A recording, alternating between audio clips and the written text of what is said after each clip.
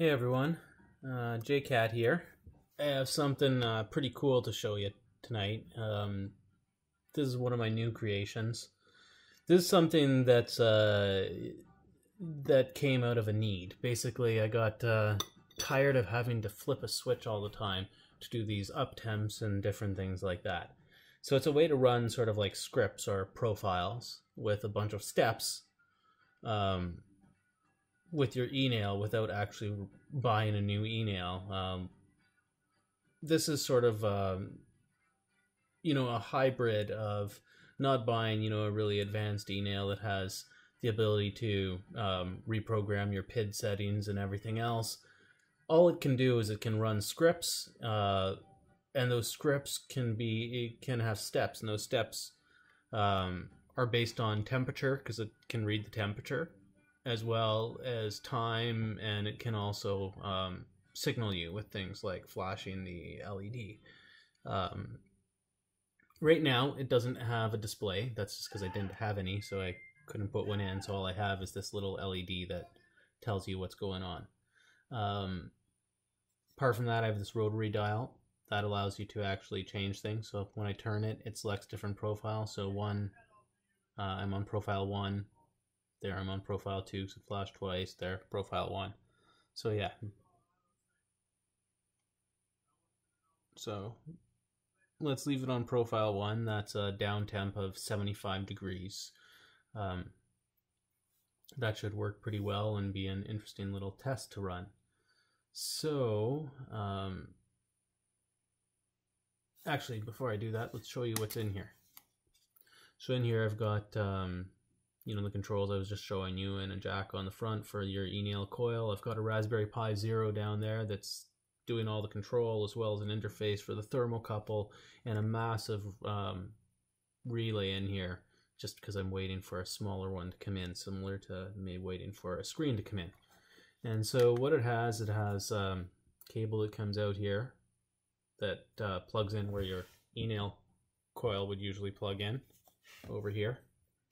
And it also has a USB cable that comes out and plugs in, and that powers the Raspberry Pi in there.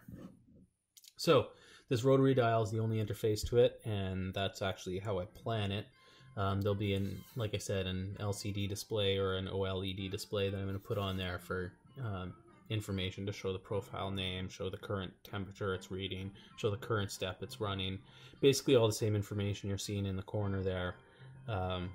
In the little screen that's showing you the console for me, shelled in using SSH to the Raspberry Pi console where it's running. So what else? Probably not too much more to it. So this script here, I've been playing around with it, so it might not work perfectly. But what it's supposed to do is it drops 75 degrees, so it's going to drop to about 460 when I hit the button. Then after it's dropped to 460, it'll turn on for 15 degrees, I think, which it'll just keep climbing after that. So that's why I shut off the heater at that point after that little boost. And then it waits for it to drop, as well as there's some delays in there. And it's waiting to drop back to 500, maybe a little lower, depending on time, because I don't want it to turn back on too soon as well. And then after that, it runs until it gets to completion. And of course, all of the actual control is done by the PID. This is just running a script of on-off based on the current temperature and delays and stuff like that. And it also shows you feedback on the light throughout the process. So actually, maybe I can prop this up somehow so you can see that. Oh, there we go. That'll work. Okay.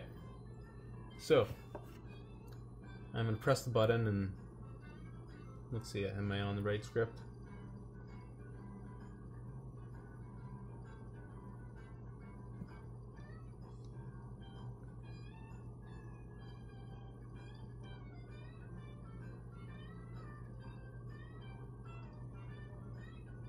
Sometimes I have a few problems with that LED too, or possibly the encoder, but Anyway, that's script 1, so it's working right now. So I'm going to hit the button, and that's going to start the script, and you'll see the LED will give me some feedback. So there we go, it's flashing red, as well as you can see some of the text in the display has gone red to show that it's dropping. And then there's also, or to show that the profile is running, as well as you can see it's showing that it's running a down temp step right now, meaning the temp's dropping and it's waiting for it to get to a temperature as it climbs down.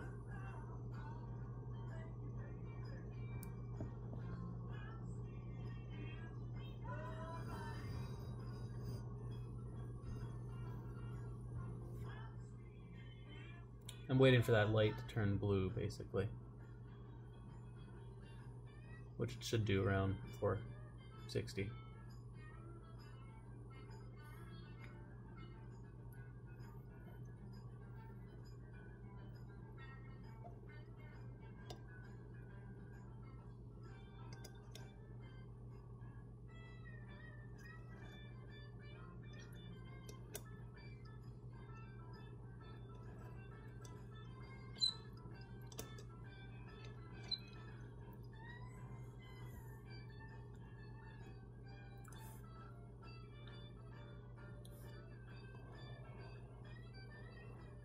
My delays are too long there. It dropped too much.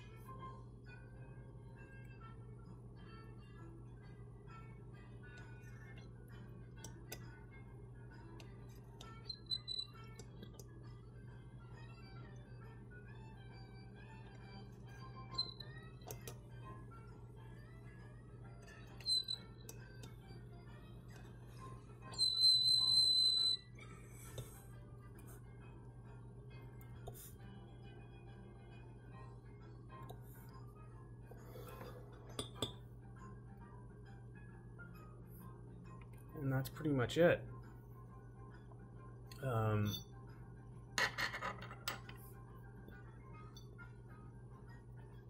have gotten a little bit more, I suppose.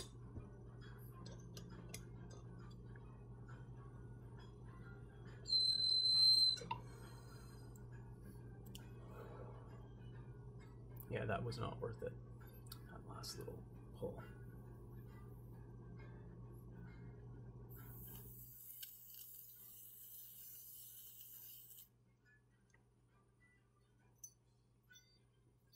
So yeah, I'll talk about this a little bit more in a second. Just let me stay focused on cleaning here. I can only do one thing at a time. I'm not a superb multitasker.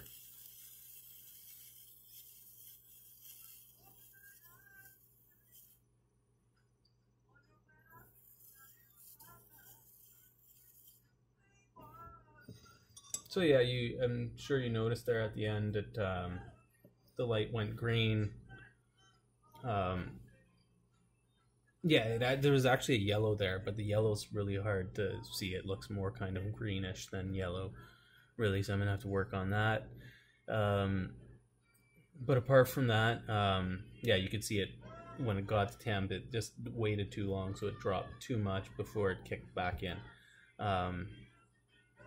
I'll need to adjust that just a little bit, or maybe increase that initial spike potentially so it climbs a little higher. But anyway, that's part of the fun.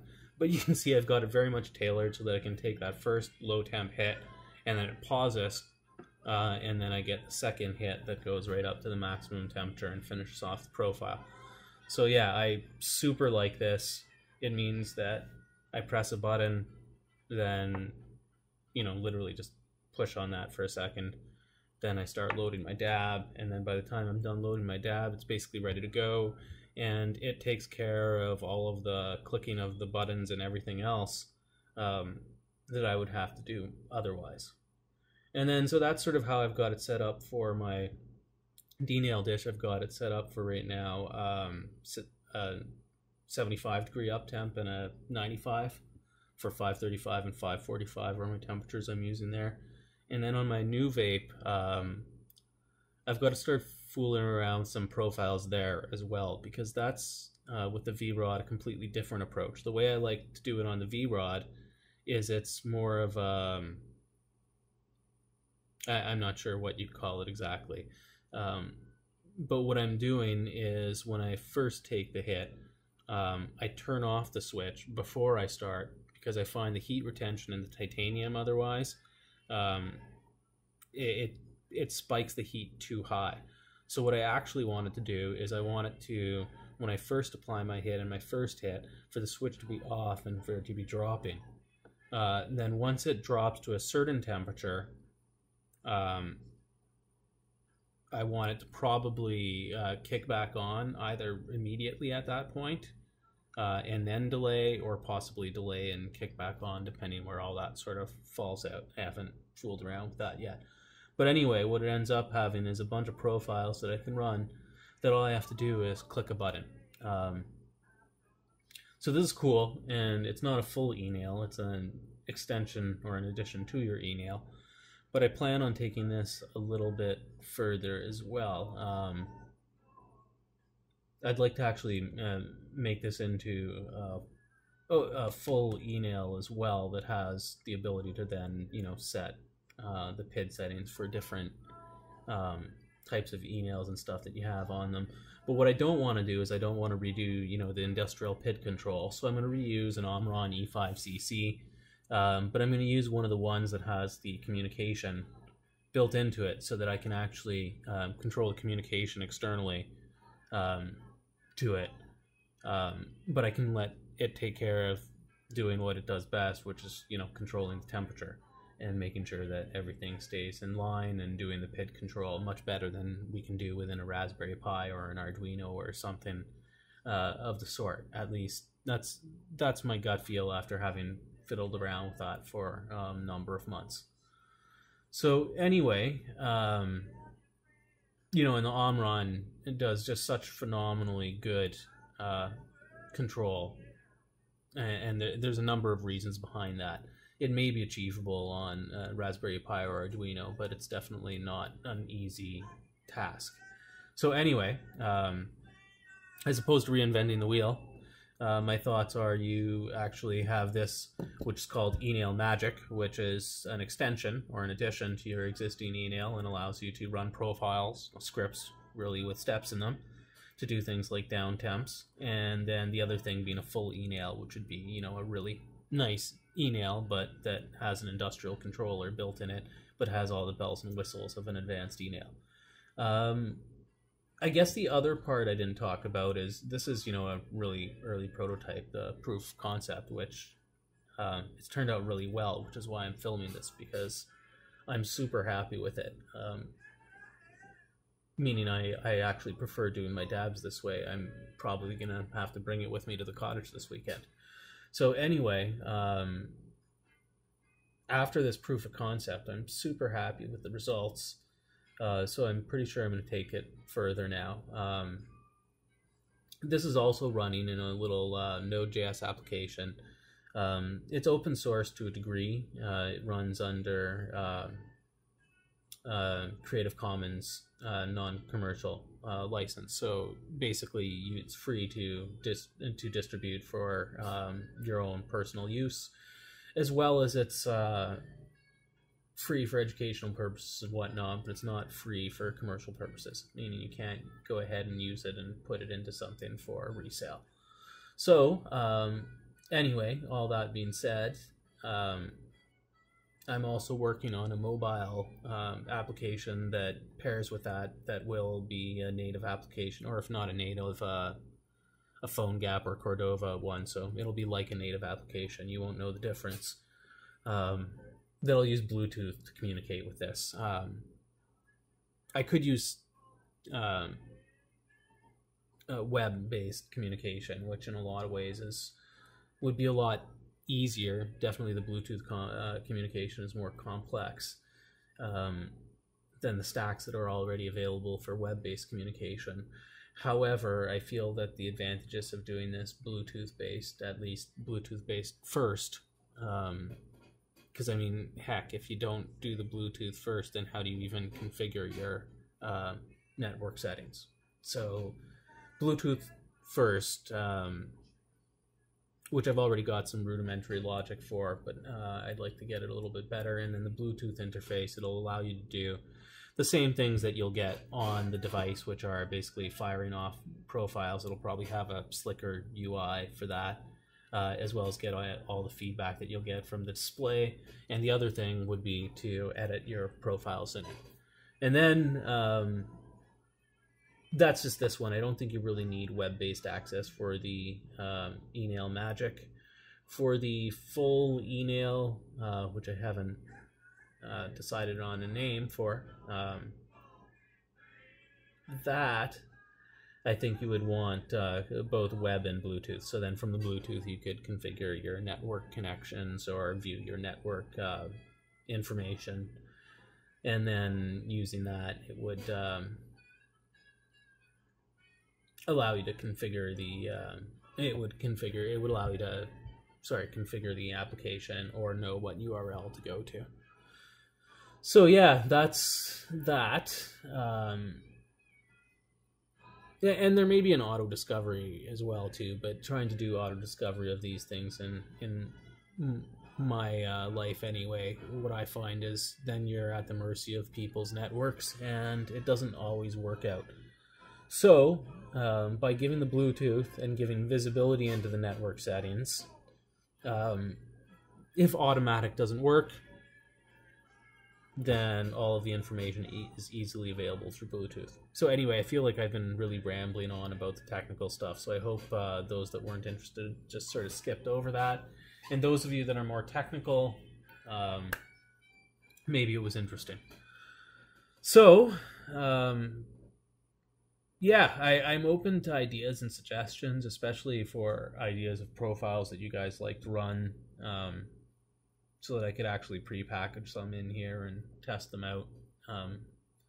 Now remember, these aren't profiles like different PID settings for different eNails. That's still something you'd have to put into your controller itself. And similarly, I can't increase the temperature on the controller from the eNail Magic. All I can do is shut it on and off, as well as time delays and stuff. But for if you read through dnail's down-temp procedures and stuff, the way they're doing that is just using the coil switch. You don't need to touch the actual buttons. So this should actually satisfy, you know, all of actually my needs, but it's kind of clunky having it in two boxes, and I think having it all in a nice device where it was all enclosed and I could turn it on web-based from my mobile device as I got closer to home, or from inside before I come outside, or, you know, all those other fancy things. I think I do want to build it into a full eNail. But anyway, eNail Magic. Something cool for you guys to look forward to. It looks like a mess too right now when you look inside that box, and it's a, you know, little dollar store wooden box as the case, which works out great for little craft cases for those of you that are building little projects. This was a great little idea. I think it's very quick and serves its purposes of keeping stuff protected and enclosed and in place anyway. But obviously I want to build this with a more rugged aluminum enclosure. And once I decide on all the components and everything, I might actually get a buddy to build me a circuit board. Because I have a buddy that has a circuit board printer, so I could actually get these printed up as potentially hats for the Raspberry Pi Zero, and then just keep the relay and the connectors separate, and then integrate all the other components so that the Raspberry Pi and the display and everything are one integrated component. So anyway, yeah, I hope everybody likes it as much as I do, and I hope other people are excited about this, because maybe it's something that people can use as opposed to replacing their whole eNail. And I'm willing to sell these probably as kits or pre-assembled at some point too. But just so you guys know, this is, like I said, a very early prototype, and probably at least a month or two away from even, having beta type units to send out maybe to some people, but it's definitely something that I think I might consider doing, because I think this is a unique item in its market. I wasn't sure if it would work when I built it. I wasn't sure if I'd be able to get the dual temperature reads without interfering with the PID's temperature reads, but it's working out perfectly. Everything's reading without issues, and yeah. So maybe I'll do one last dab. Maybe we'll do it on the second setting, which is the 95. So let's bump this to 545.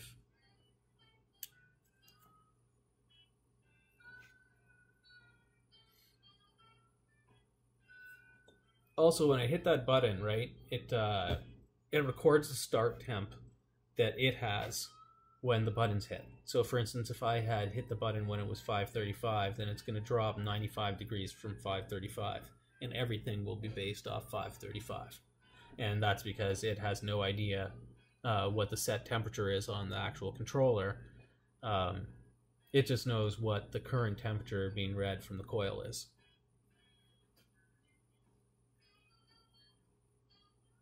So yeah, let's hit that now that it's at temperature and stabilized. Oh, I'm tired. Guess I shouldn't have stayed up till like 4 in the morning working on this thing last night, but that's how I get with these types of things. I get a little bit obsessed sometimes.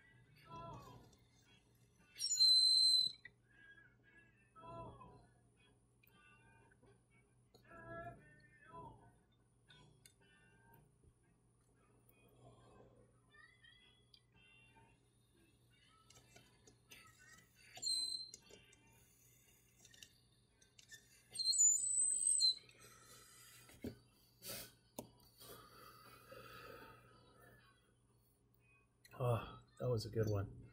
That worked actually perfectly. Almost. I might extend that script just a little bit, but man, not bad. I still, the inhale is different on the D-nail versus the V-rod, and switching back and forth gets me confused.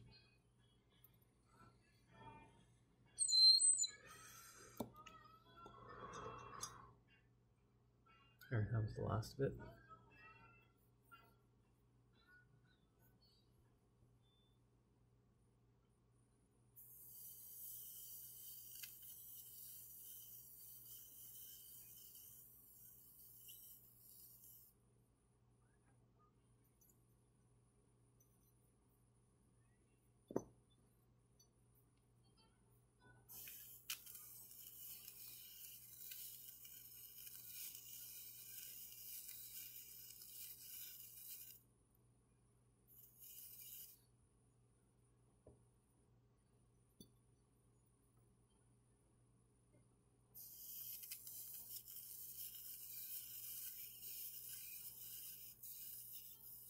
I don't know why I always do the second Q-tip. It doesn't seem worth it, but